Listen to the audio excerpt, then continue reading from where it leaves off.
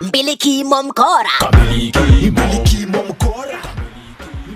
A schoolgoer having a crush on an adult is a fantasy, but reciprocation, Mako is pedophilia. Exactly 4 weeks ago, I got myself suspended from school. That night, having affirmed that our deputy principal is a staunch daughter of God, I tiptoed right to the teacher's quarters, straight to the deputy principal's bedroom window, and just as the Lord called Samuel in Christian Religious Education Form 1, I called our deputy. Madam Deputy! I had her wake her husband up in response. My husband, you have called me. Here I am. I then could hear the husband responding, leave me alone. Can't you see I am dreaming? I then decided to call her for the second time. Madam Deputy! I had her wake her husband up for the second time. Aki, my husband, you called me. Here I am. I then had the husband respond, achana na mimi, enda ulale na watoto. What? I then decided to call her for the third time. Just the final time. Madam Deputy! Right there and then, a torch was shone straight to my face. Wow! It was the deputy principal herself. That night, I slept on the cold veranda of the school administration block, commonly known to us as Nyayo House.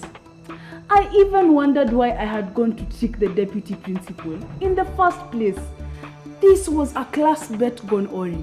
My classmates had challenged anyone who would check the deputy principal to a quarter loaf for 2 weeks. I accepted the challenge as I was trying to impress the boy who was masquerading as my boyfriend, my black Alejandro, my sweetheart.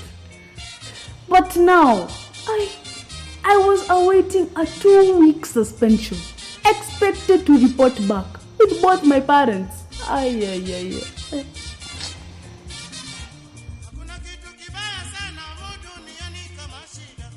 As I hesitantly staggered home, I could not help but remember the day my black Alejandro got suspended from school for sneaking out of school.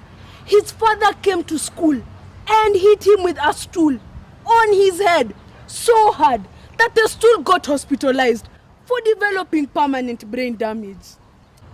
The same was about to be replicated on my tiny brainless head. I then started dreaming of my black Alejandro, how I was going to terribly miss him for the following 2 weeks. He promised to work very hard to get himself suspended so that he would come and spend time with me. He said that this time, nyundo lazima itashikana na makabati. I honestly did not understand why he was telling me carpentry stories when I was about to get suspended.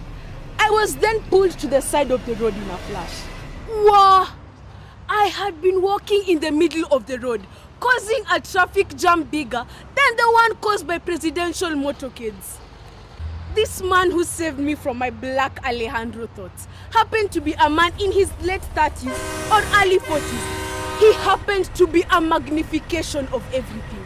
And just like that, my black Alejandro thoughts disappeared. This guy was the real deal. He did not have a stomach. He had a petroleum tanker. He introduced himself as Mr. Good Samaritan. And just like a good Samaritan, he asked me what was troubling me. I poured out all my frustrations and cried to him. He promised to talk to my parents and make everything good for me again. In the process, he led me to his chauffeur-driven car.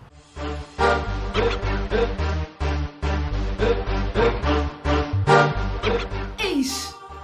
What was I hearing? I tried to steady my eyes, but my eyelids were heavy and my bones were weak. I even failed to notice how I fell into slumber.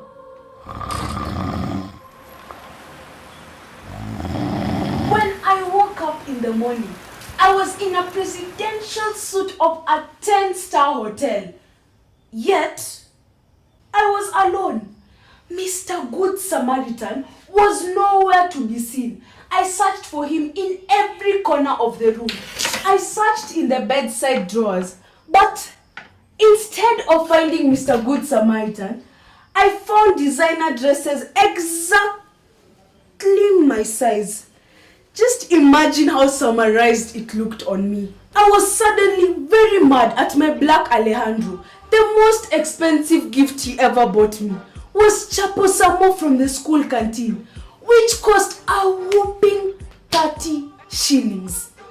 I began hallucinating comparisons between my black Alejandro and Mr. Good Samaritan.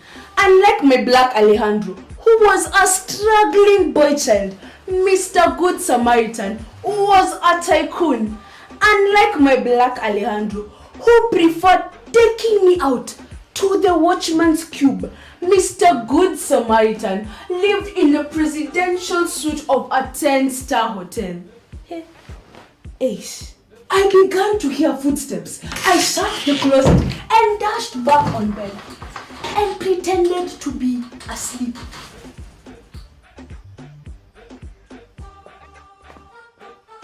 Mr. Good Samaritan walked in and gently woke me up. He inquired of the time I wanted to go home. I hesitated and said, maybe tomorrow after lunch. My dear listeners, tomorrow never came. And that is how my 2 weeks of suspension elapsed.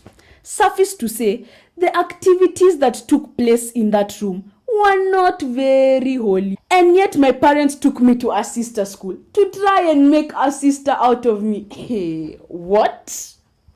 It was now time to go back to school for an assortment of very obvious reasons. There was no way I was going home to fetch my parents. No way. I considered calling my black Alejandro to ask for help. But I had been ignoring his please call me's for 2 weeks, even in WhatsApp. All he was getting was blue ticks. Again, I poured out all my frustrations to Mr. Good Samaritan. He took it upon himself to hire credible actors, good actors who had at least 35 years of experience in the Kenyan National Drama Festivals. They were briefed accordingly, and off we set to school with my parents for hire.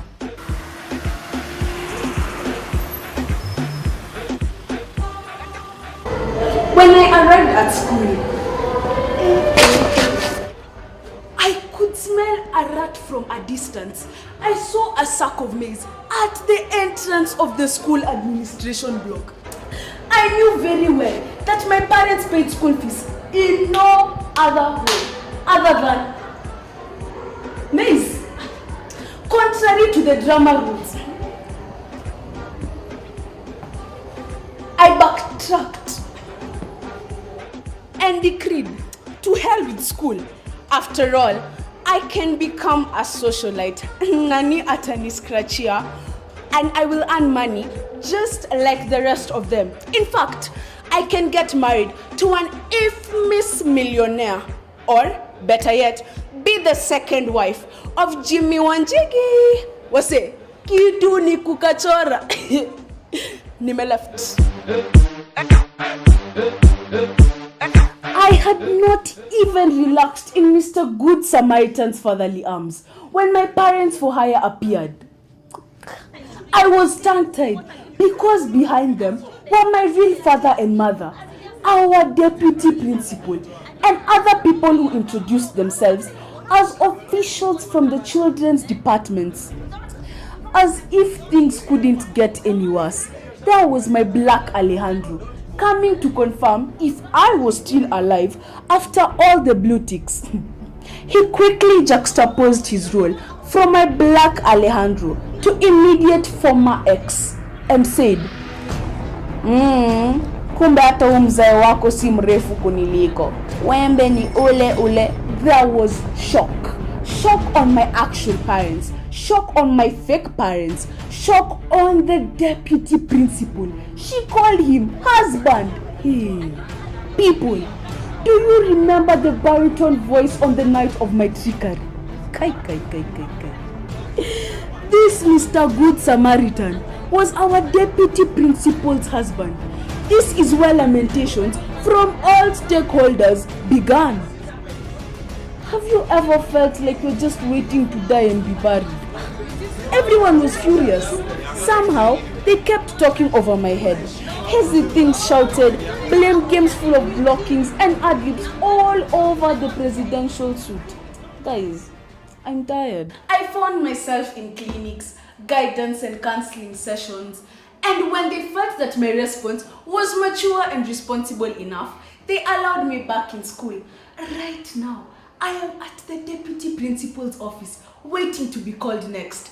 I am also waiting to see if my black Alejandro will agree to come back and fix things with me.